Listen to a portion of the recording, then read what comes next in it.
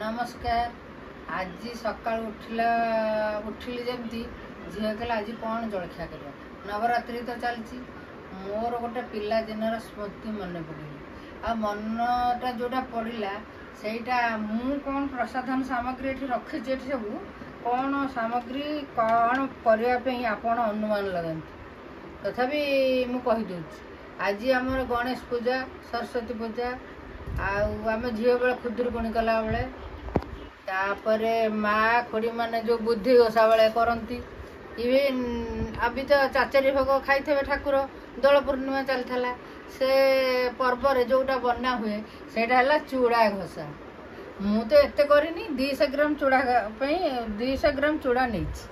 माँ झील खाइब 200 ग्राम नाली चूड़ा नहीं क्या नाली चूड़ा टेस्ट लगे शरीर भल हेत नाली चूड़ाटा भी भल हुए चूड़ा घोषा पे सुंदर लगे तापर 200 ग्राम चूड़ा घोषा एतिकी ड्राई फ्रूट्स नहीं काजू किशमिश काजू आउ बादाम आ चीनी अल्प पाउडर कर नहीं कारण चीनी आपन जब अधिका खाइबे अधिका देवे मु 50 ग्राम चीनी पाउडर कर नहीं तापर गुजराती आ गोलमरिच एतिकी गुंड कर नहीं तापर गुआ घी 2 चामच नहीं तापर खाइबा कर्पूर जोटा खाती ताकू नहीं किंतु मु एतिकी टिके ना धीरे देवी किंतु एटार अच्छे आमर आम एतिक टिके ना पकेबा बर्तमान चूड़ाटा को झील को देवी ग्राइंडिंग करदेव तापर मु प्रोसेस देखो केमती घोषा एबे नड़िया गोटा फल कोराही अच्छी या धीरे पड़ो अच्छा आमर चूड़ा ग्राइंडिंग होगी आसीगला 2 जन तो गोटे चलती कारबार आमर तापर ड्राई फ्रूट्स भजा होगी आसीगला या धीरे पकईदेलु अच्छा आमर घी भी पकईदेलु घी टे ये कर पकड़ा गोलमरिच गुंड आ गुजराती गुंड भी पकईलु घी पकईदे तो घसा हम एखना तापर नड़िया पकड़ा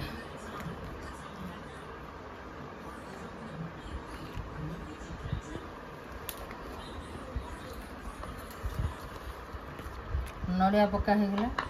अच्छा नड़िया पका है आम टे कर्पूर खाइबा कर्पूर पकेबा एकदम टिके ना पिता हो ये गोटे बास्ना फ्लेवर पे देखो केतिकी पकाऊ एकदम चिमटे केवल बास्ना और टेस्ट पाई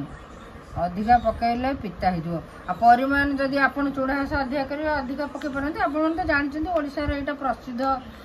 चूड़ा घास तापर आम चीनी पकेबा चीनी माने आपन जते बेसी खाइबे बेसी मुझे कम परिमाण चीनी देछि क्या आम एते चीनी खाऊनी अच्छा तापर गरम क्षीर रखी घसिया आग आम एमती घसिया देखु चूड़ा घासा केमती घसा हुए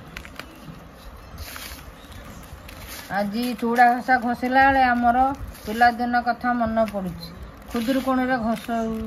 बुधई ओषार चाचेरी भोगटा आम माँ खोड़ी कर आम करूँ कि देखीचु आमती कुलार करती मु कुल्लई गोटे आनिकी रखी मन पड़गला कुल्लईटा आनी व्यवहार कली मुझे आपण मानू टे भल लगे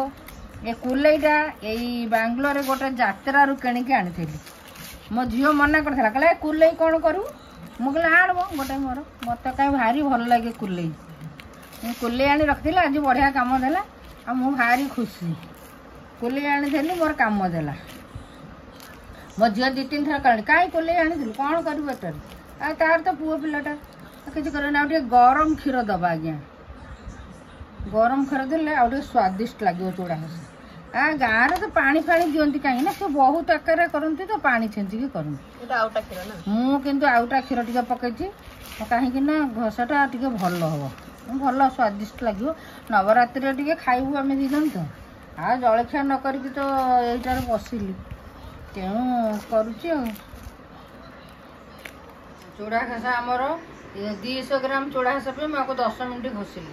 आ किले 2 किलो 3 किलो भी सेमती परिमाण बहुत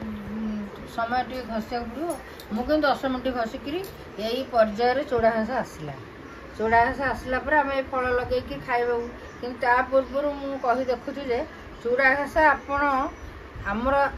ଆମ ଚୁଡ଼ା ଘାସ ଦେଖନ୍ତୁ କେମିତି ଲାଗିଲା। ଆଉ ଯଦି ଭଲ ଲାଗିଥାଏ ଲାଇକ୍ କରନ୍ତୁ, ସେୟାର କରନ୍ତୁ, ଆଉ ସବସ୍କ୍ରାଇବ୍ ବି କରନ୍ତୁ। ଆଉ ଶେଷ ପର୍ଯ୍ୟାୟରେ ଚୁଡ଼ା ଘାସ ପହଞ୍ଚିଲା, ଲାଷ୍ଟ ଭିଡ଼ିଓ ତକ ଅପେକ୍ଷା କରନ୍ତୁ। Bye bye.